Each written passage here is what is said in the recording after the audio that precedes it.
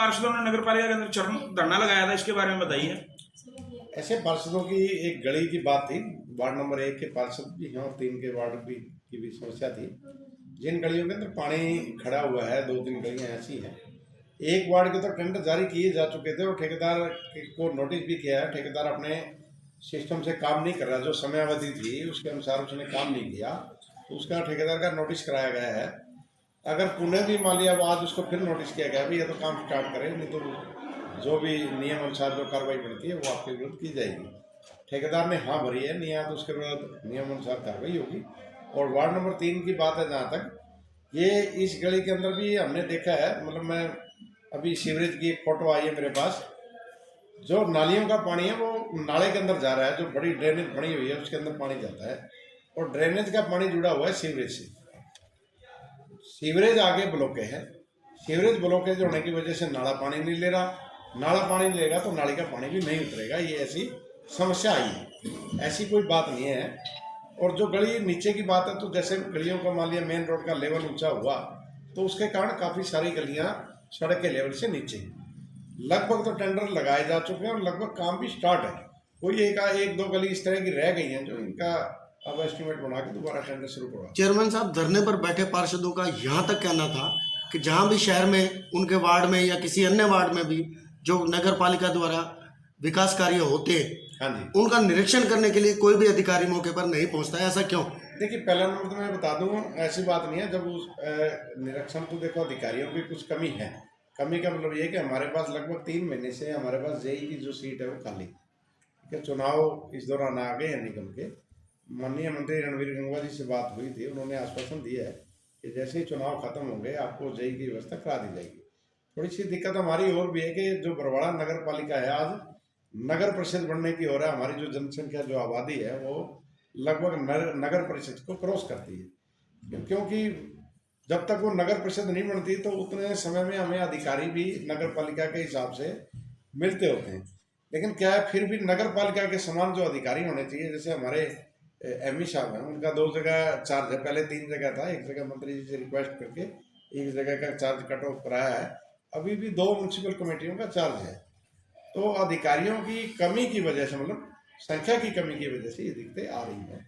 अगर अधिकारी नगर पालिका में पूरे होंगे तो निश्चित तौर पे राउंड भी लगाएंगे, लेकिन फिर भी जब गली बनती है, वार्ड वासियों की कोई कंप्लेन होती है और जब इसका बिल बनाया जाता है, मतलब एस्टिमेट बना के आधार से उस मौके पे, तो सारा निरीक्षण करके ही बनाया जाता है। धरने पर बैठे पार्षदों ने यह भी आरोप लगाया था कि शहर में सफाई व्यवस्था जो है ढंग से नहीं हो पा रही है, इसके बारे में आप क्या कहेंगे? देखिए, सफाई व्यवस्था का पहले टेंडर बीच में हमारा जो डोर टू डोर टेंडर खत्म था, डोर टू डोर स्टार्ट हो गया, रेगुलर काम कर रहा है। स्वीपिंग का टेंडर 2 वार्ड से लेके 10 वार्ड तक जो स्वीपिंग का टेंडर था वो पुनः ठेकेदार ने कार्य आरंभ कर दिया है। इन वार्डों के अंदर तो ठेकेदार के आदमी काम करेंगे 2 से लेकर 10 वार्ड तक, और जो अन्य वार्ड हैं वो जो डीसी रेट के कर्मचारी हैं और जो पक्के कर्मचारी हैं वो उसका काम देखेंगे सफाई का। तो जो थोड़ी सी व्यवस्था थोड़ी बिगड़ी हुई वो पटरी पर आ जाएगी, ठेकेदार ने काम स्टार्ट कर दिया। आखिर में धरने को किस तरह का आश्वासन देकर समाप्त करवाया गया है? देखिए, आश्वासन नहीं होते तो हमने काम करना ही है। अगर पार्षद धरने पर नहीं बैठता तो भी काम करने, जनप्रतिनिधि है, जनता की आवाज़ उठाना हमारा काम है। ऐसे ही पार्षद भी वोट लेके बने हैं तो मैं भी वोट लेके बना हूँ। जनता ने उम्मीद जो करी है वो विकास करी है। जो समस्याएं होती हैं वो आती हैं और वो दूर करना हमारा काम है। धरने की बात नहीं होती, पर धरने पे बैठा तभी काम होंगे। अब मैं बरवाड़ा के अंदर लगभग अभी भी लगभग 9 करोड़ रुपए के कार्य तो वर्तमान में चल ही रहे हैं, उससे पीछे के कार्य भी चल रहे हैं। लगभग 9 वार्ड है, जैसे मान लिया 2 वार्ड है या 3 वार्ड है, या हमारा 9 वार्ड है, 12 है, 13 है, इन सभी वार्डों में लगभग काम चल रहे हैं। जिन वार्डों के अंदर अनअप्रूव्ड की जो समस्या जो मैं बता रहा था आपको कब्जे वाले क्षेत्र में, उनमें जरूर दिखते हैं। जैसे वार्ड नंबर 1 के पार्षद अभी बैठे हैं, मौके पे पास ही हैं। इनका वर्तमान में इनके एरिया के अंदर शमशान भूमि स्वर्ग आश्रम है, उसका भी 26 लाख के आसपास का टेंडर है, उसका ठेकेदार ने लिया हुआ। और ठेकेदार चाहे कोई हल्का होता है, देखो जो सरकार के द्वारा जो नियम बनाए होते हैं, ऑनलाइन टेंडरिंग होती है, तो उसके ऊपर कोई भी ठेकेदार अप्लाई करता है, उस ठेकेदार द्वारा किया जा रहा है। थोड़ा ढीला है काम, इसमें खुद रह नहीं। इसी प्रकार के CFC सेंटर का काम है, वो भी 15 लाख का कार्य चल रहा है, और गलियों के काम भी 25 लाख का मिसलेनियस का कार्य है, वो उसका काम पेंडिंग है, वो काम ठेकेदार द्वारा लापरवाही बरती जा रही है, वो भी काम चल रहा है। और भी लगभग मेरे ख्याल 60 से 70 लाख रुपए के काम और भी वार्ड नंबर 1 के हुए हैं, और वर्तमान में भी लगभग 50-60 लाख के एस्टिमेट बने हुए हैं। तो सेक्रेटरी जो है हमारी वो नई आई है, उसकी आईडी वगैरह की कोई दिक्कत आई है, जैसे सेक्रेटरी की आईडी ठीक हो जाएगी, अभी वर्तमान में छुट्टी पे है, तो ये टेंडर प्रक्रिया महीने 1.5 महीने में पूरी हो जाएगी। ये तो रही पार्षदों की बात। जब आपने 2.5 साल पहले आपने चुनाव भी मैदान में उतरे थे, आपने जनता से बहुत वादे किए थे। आपका एक वादा यह भी था कि हर महीने हर वार्ड में आकर खुला दरबार लगाऊंगा और लोगों की समस्याएं सुनूंगा, और वार्ड के अंदर एक कमेटी बनाई जाएगी जो सभी वार्ड की समस्याओं के बारे में मुझे बताएगी और उसे प्राथमिकता से काम करवाया जाएगा। ऐसा अभी तक 2.5 साल में आपने अभी तक एक बार भी नहीं किया। आज भी बहुत से लोग, क्योंकि आजकल सोशल मीडिया का युग है और वर्तमान में देखते हैं व्हाट्सएप के माध्यम से हर समस्या कोई भी मेरे फ़ोन पे डालता है, तो उसको प्राथमिकता देता हूँ हर किसी के संपर्क में। जितना मैं संपर्क में हूँ, आज आप मुझे कभी भी कहीं भी आप वार्ड में दुख में सुख में आते जाते कहीं भी मैं हर जगह पहुँचता हूँ, वहाँ जो भी समस्याएं होती हैं वो बताते हैं, उनको दूर। बात थी हर महीने खुला दरबार लगाने की, क्या ये चुनावी जुमला था क्या? ये तो उससे भी खुला दरबार, तो वो तो जो आप खुला दरबार कह रहे हैं, मैं तो रोज ही दरबार खुला है, वो तो दरबार लगाने के लिए कहते हैं। मेरे तो सारे दरवाजे खुले हैं, जहाँ जाता हूँ मैं वहीं समस्या सुनता हूँ।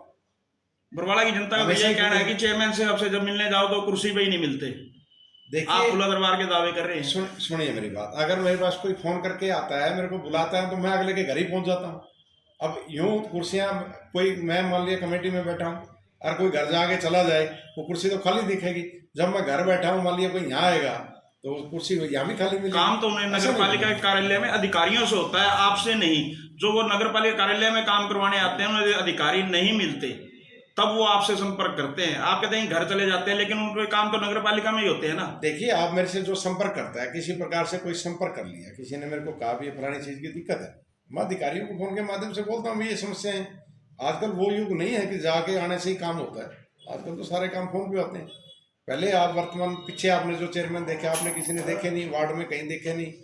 आज मेरे को तो कहीं भी देख लो, आप फोन पे भी एक्टिव रहता हूँ, हर किसी के फोन उठाता हूँ।